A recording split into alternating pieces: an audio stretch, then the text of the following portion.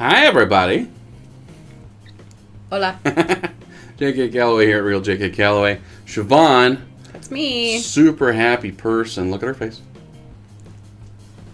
Aw. Anyway, I'm going to make her review some more Wrestling with Regret videos. Yay. I haven't worn a shirt in a while, so I was like, yeah. I like this shirt. It's very comfy. It's good cotton. Good job, Brian. Appreciate you. There's a really cool video we did a while ago, and Siobhan will actually enjoy it. So we're super liberal, too, so right up our alley. You have any idea what I'm talking about? All right. Not a clue. Well, here we go.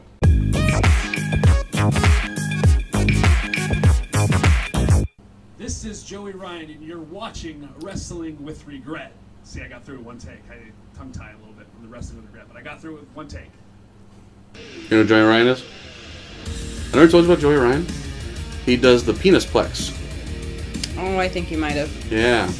Someone will try to grab him by the dick, and they'll like hulk up his dick and make him take a bump with his penis. And he was Candice LeRae's tag team partner for a long time. They were the cutest tag team in the world. That was their name. They were the world's cutest tag team. For a long, long time, the wrestling industry has struggled with how to portray people on the LGBT spectrum, and very rarely has it been done in a tasteful or accurate manner. Every once in a while, homosexuality has been at the core of a wrestling gimmick with varying degrees of success. But for the most part, gimmicks of a certain persuasion have been slapped with an androgynous or eccentric label to allow these characters to display things of a homosexual nature without having to directly call it out as such. These actions are usually meant to psych out opponents and make the fans either boo or, more often, titter with laughter. The history of such characters goes back decades, with guys like Gorgeous George in the 1940s and the Adrians Street and Adonis in the 1980s. And we can't forget the Exoticos of Mexico, perhaps the most famous of all being Cassandro. There have been tons of gimmicks that have fallen into the gay or androgynous category just this past generation alone. And this week, for better or for worse, I'm going to rank them the top 8 most outrageous LGBT gimmicks of the last 25 years. Number 8. Rico. In 2002, Rico debuted in WWE as the evil stylist for another entry you'll see in this countdown. He was always ambiguously effeminate during that run, but was reborn in 2003 with an Exotico-type gimmick, wearing makeup, prancing around the ring, and engaging in some, well, let's just call it horseplay. This run was best known for his odd couple partnership with Charlie Haas that resulted in a brief tag title run on SmackDown. The biggest reason I'm not ranking him any higher on the list is because we've already seen this gimmick done before. I mean, come on, the makeup, the dancing around, right on down to the valley at ringside to create confusion about his sexuality. Sound familiar? So imagine what I could do to you. As entertaining as Rico's character was, it was hard to ignore that there was a watered-down version of one of the pioneers of androgyny in wrestling, Exotic Adrian Street. But there's a reason the gimmick was so similar. That's because Rico actually went to Street himself to get his blessing to use the gimmick, and even spent time with him to learn the psychology of the character. Because if you're going to do the gimmick, you might as well learn from the guy who revolutionized it. Number 7. Angel. For a while now, fans of the show have asked this is me to scary. review XPW, seen by many as the West Coast equivalent of ECW, and while a long form on the Fed might be happening in the future, let me tell you now about one of its most memorable stars.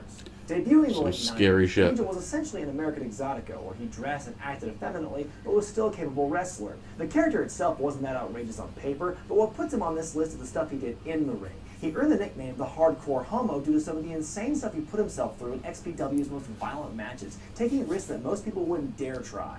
Angel didn't look imposing, but he could work a crowd exceptionally well, bringing people in with his antics and earning their respect by putting his body on the line. Ugh. Number 6. Mickie James. Some Scary. I consider don't Mickie like that James to be shit. one of the most memorable female wrestlers of her generation, and it's hard to argue that her debut storyline in WWE isn't a contributing factor. James made her debut in 2005 as a passionate fan of women's champion Trish Stratus. Over time, Trish was uncomfortable with the amount of attention she was getting from James, finally boiling over when Mickie professed her love for her idol. When Trish rebuked Mickie's advances, James attacked her and was officially branded a psycho.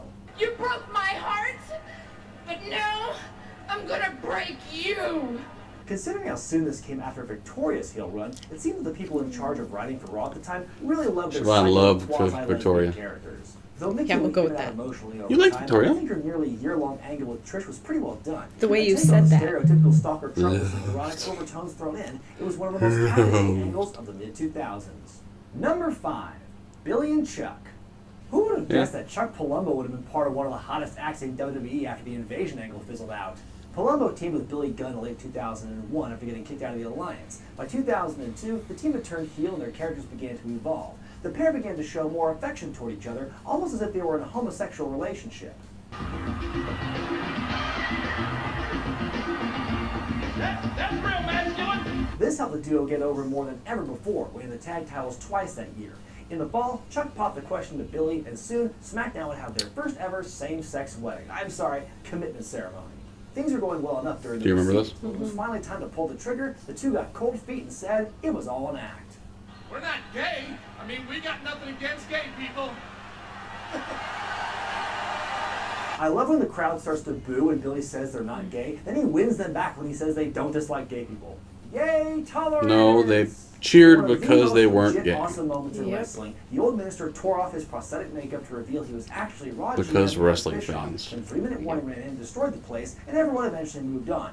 Oh wait, that is after the company got their ass publicly chewed out by GLAAD. GLAAD, or the Gay and Lesbian Alliance Against As they should Discrimination, have. had actually worked Yep. alongside the company as a consultant for the storyline and helped secure mainstream coverage for the gay wedding. So you can imagine how upset they were when the angle was burned to the ground in front of the world. A few days later on Confidential, a short-lived non-kayfabe news magazine series, Vince McMahon stood up to the haters who trashed the company for the ceremony gone awry.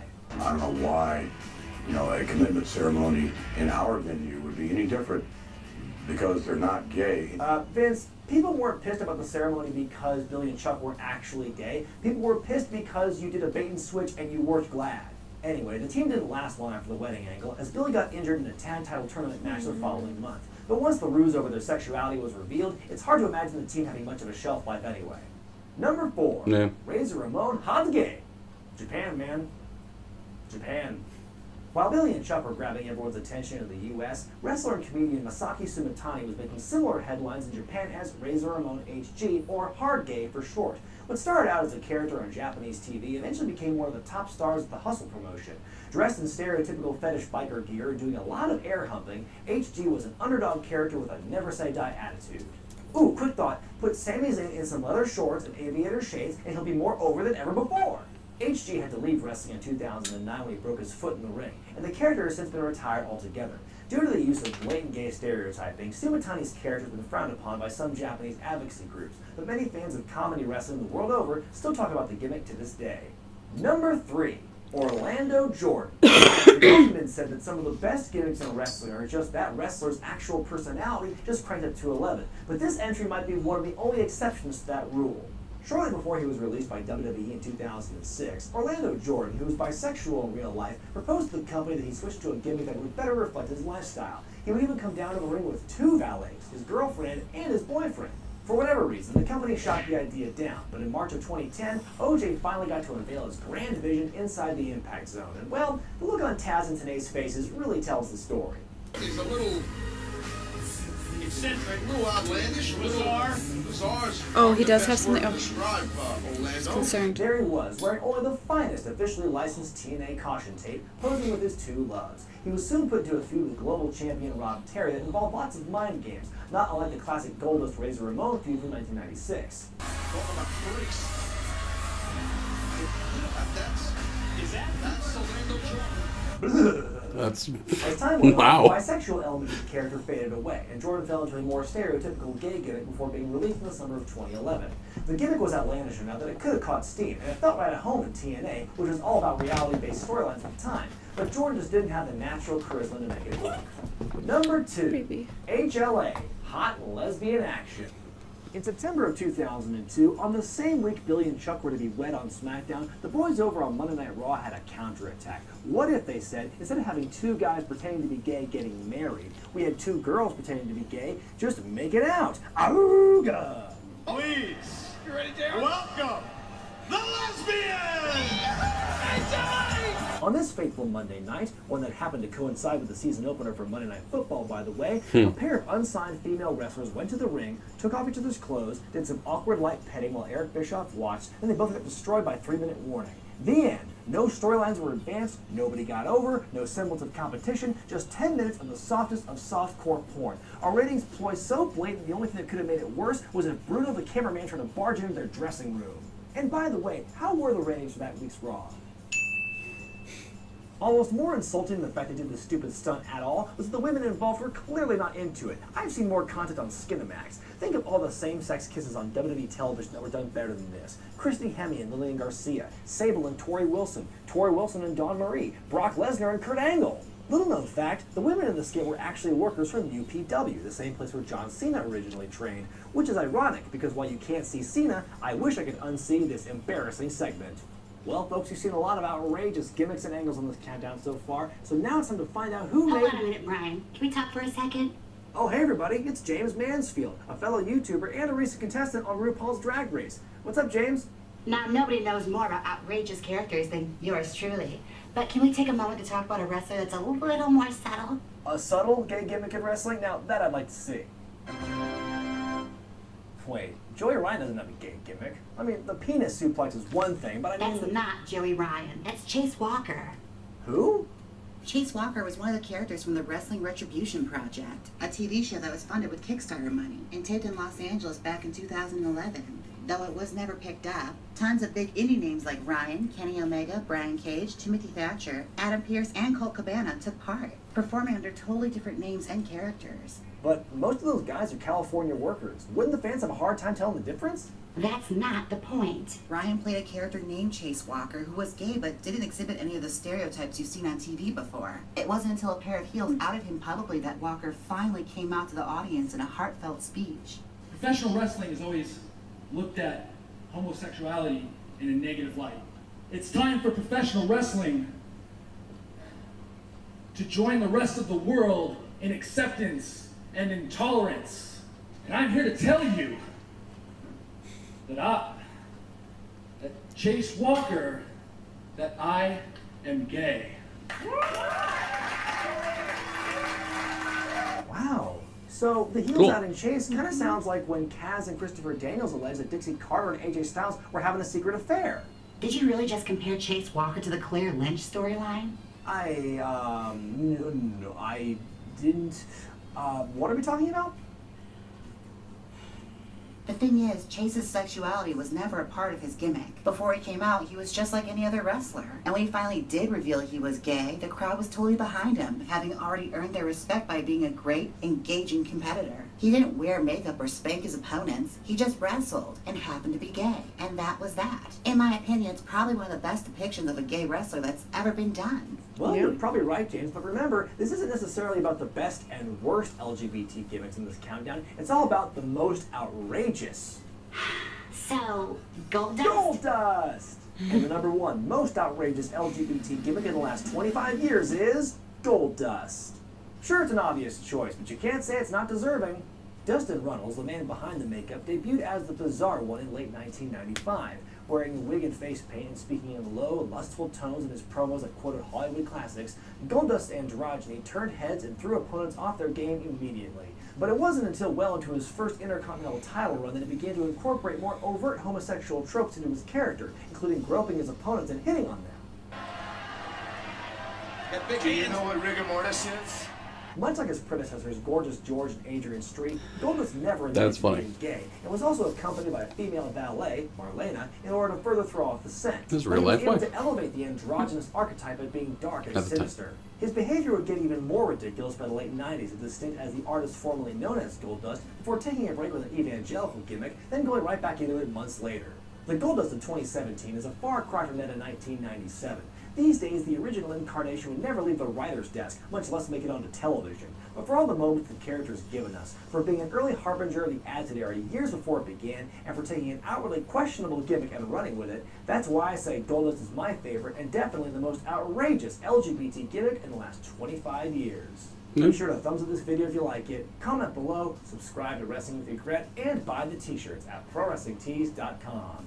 I'm Brian Zane, and I'll see you next time. I could be a tulip, I could be a man. The only way of knowing is to catch me if you can. Anyway, I thought that was interesting. That was a cool little, especially the Chase Walker bit. I thought that was We've really watched cool. it before. Have we? We have. I have. No, the Chase Walker bit. I remember. You remember that well? I remember you showing that to me. You're welcome. So what'd you think? You clearly didn't remember most of it, so meh. You're right. I didn't. But you've made me watch a lot of things. I don't keep it all in my brain at all times. You should. It's good stuff. Yeah. Well, thank you for watching. Let us know what you think in the comments section. I think that's a cool list. But we're Bleeding Heart Sally little liberals. We dig that shit, so. Sorry. Anyway, J.K. Calloway. Calloway teacher. Siobhan. Yeah, Siobhan. Okay. You always, I forget which. Now, what's your Twitter handle? Calloway teacher. Nope. At Calloway teacher. Say it for the people. At Calloway teacher. You don't have to scream it, Jesus. A little aggressive. She really wants a follow. You better follow her, or she'll find you. Bye. Bye. Thank you so much for watching my video. Make sure you do hit subscribe. Should be right around here. Check out my latest video. It'll be over there. Find me on other social media sites. Always Real JK Calloway. Give a follow to my personal hashtag game on Twitter. It's at #skirmish. And check out the #Roundup app. All the best weekly hashtag games, including mine. My name's JK Calloway, and we'll talk to you next time.